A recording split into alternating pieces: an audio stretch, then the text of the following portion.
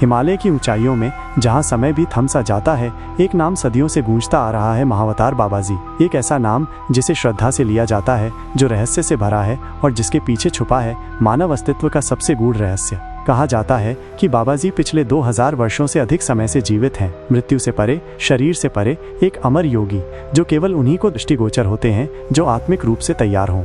लेकिन क्या कोई वास्तव में हजारों साल तक जीवित रह सकता है?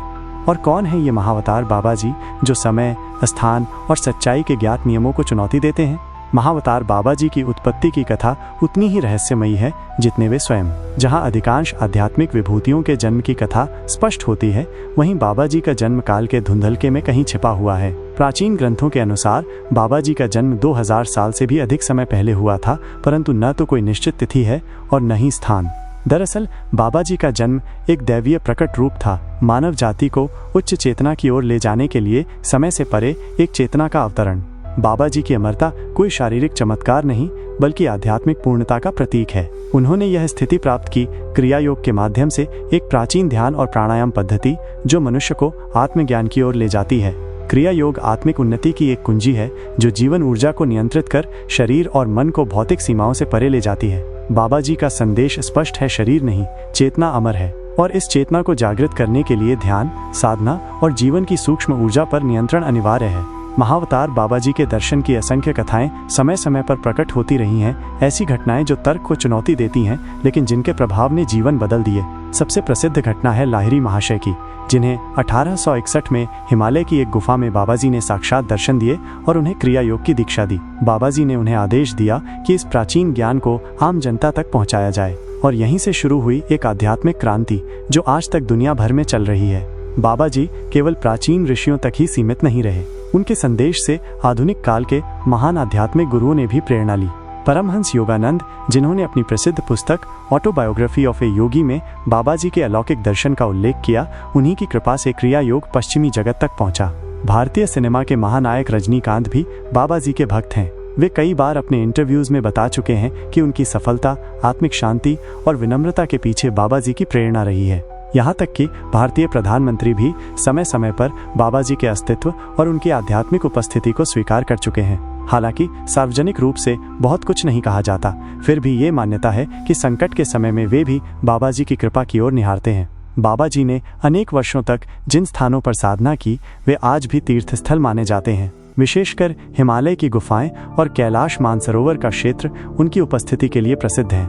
ऐसे स्थल जहां भक्तों को आज भी गहन शांति का अनुभव होता है, जैसे कि कोई अदृश्य शक्ति उन्हें छू रही हो। वहां पहुंचकर साधकों को लगता है मानो समय और स्थान जैसे गायब हो जाते हैं और केवल चेतना शेष रह जाती है। महाअवतार बाबाजी की शिक्षा का मूल उद्देश्य है चेतना का जागरण। वे सिखाते हैं कि अमरता शरीर में नहीं, आत्मिक जागरूकता में है। क्रिया योग के माध्यम से व्यक्ति अपनी आंतरिक ऊर्जा को नियंत्रित करना सीखता है और आत्मिक स्तर पर जागरण की ओर बढ़ता है। दार्शनिक दृष्टिकोण से बाबाजी ये समझाते हैं कि व्यक्ति और ब्रह्मांड में कोई भेद नहीं है, दोनों एक ही चेतना के दो रूप हैं। मृत्यु केवल एक परिवर्तन है, न कि अंत।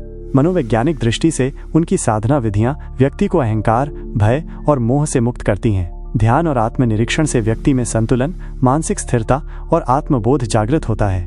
विज्ञान की दृष्टि में अमरता अब भी एक रहस्य है। हमारी कोशिकाएं उम्र के साथ क्षीण होती हैं और मृत्यु एक जैविक सत्य है, लेकिन बाबाजी की अमरता इस भौतिक सत्य को चुनौती देती है। कुछ आधुनिक क्वांटम वैज्ञानिक ये मानने लगे हैं कि चेतना केवल मस्तिष्क का उत्पाद नहीं, बल्कि एक सार्वभौमिक ऊर्जा है जो समय और स्थान से परे है। क्या हो सकता है कि बाबाजी इस चेतना के विज्ञान को आध्यात्मिक साधना के माध्यम से प्राप्त कर चुके हैं? क्या उनकी अमरता इसी चेतना के रहस्य को समझ लेने का परिणाम है? महाअवतार बाबाजी का जीवन और उनकी शिक्षाएं केवल एक आध्यात्मिक कथा नहीं, बल्कि एक बोध पथ हैं जो हमें ये समझाते हैं कि हम सभी में एक अमर चिंगारी छिपी हुई है। उनकी उपस्थिति चाहे अदृश्य हो, परंतु साधकों के लिए वो मार्गदर्शक प्रकाश बन जाती है, एक ऐसी चेतना जो हमें बार बार याद दिलाती है कि हम केवल शरीर नहीं, बल्कि अनंत आत्मा है। बाबाजी से मिलना केवल किसी व्यक्ति से मिलना नहीं, वो एक आंतरिक जागरण है। उनकी शिक्षाएं एक निमंत्रण है स्वयं को पहचानने का और उस दिव्यता को अनुभव करने का जो हमेशा हमारे भीतर रही है।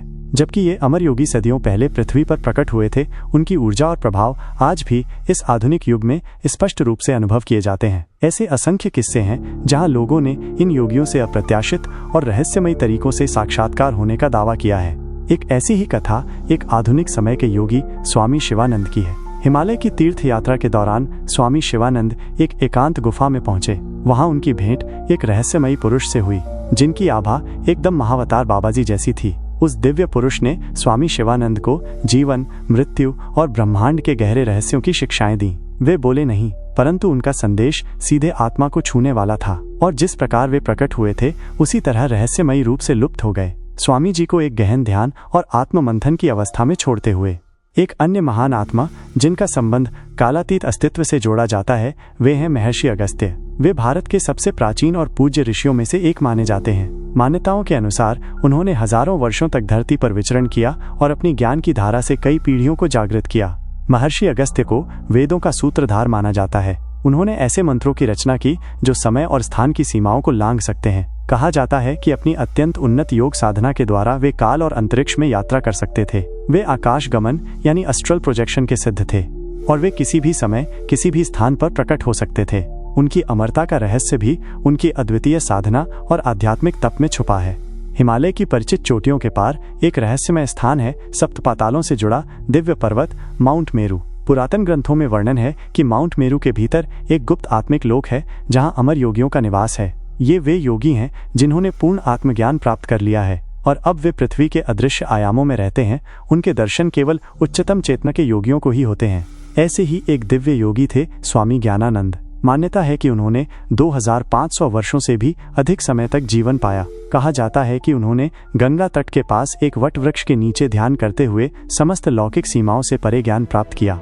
उनकी शिक्षाएं मुख्य रूप से कॉस्मिक कॉन्शियसनेस, सार्वभौमिक चेतना और जीवन के पारस्परिक संबंधों पर केंद्रित थीं। आज भी उनके भक्त मानते हैं कि स्वामी ज्ञानानंद की आत्मा अब भी अदृश्य आयामों में सक्रिय है और वे उन साधकों को मार्गदर्शन देती हैं जो उच्च सत्य की खोज में होते हैं। और भी कई अमर योगी भारत के पुरातन ग्रंथों में वर्णित हैं। अश्वत्थामा, महाभारत काल का योद्धा, जिन पर श्री कृष्ण का श्राप था कि वे अमर रहेंगे और उन्हें मृत्यु नहीं मिलेगी जब तक वे पूर्ण चेतना न प्राप्त कर लें। परशुराम, विष्णु के छठे अवतार, जिन्हें युगों तक जीवित रहने का वरदान प्राप्त था, वे आज भी कैलाश पर्वत के पास ध्यान मग्न माने जाते हैं। मार्कंडेय ऋषि, जिन्हें मृत्यु के देवता यमराज भी नहीं छू सके, उन्होंने अमरत्व भगवान शिव की कृपा से प्राप्त किया था। नर और नारायण द्वापर और कलयुग में भी अस्तित्व में माने जाते हैं। वे साक्षात योग का स्वरूप थे। इन सभी कथाओं और योगियों की उपस्थिति ये दर्शाती है कि अमरत्व केवल शारीरिक आयु की बात नहीं, बल्कि एक चेतन अवस्था है जहां आत्मा समय और स्थान के परे जाकर विलक्षण दिव्यता में प्रतिष्ठित हो जाती है।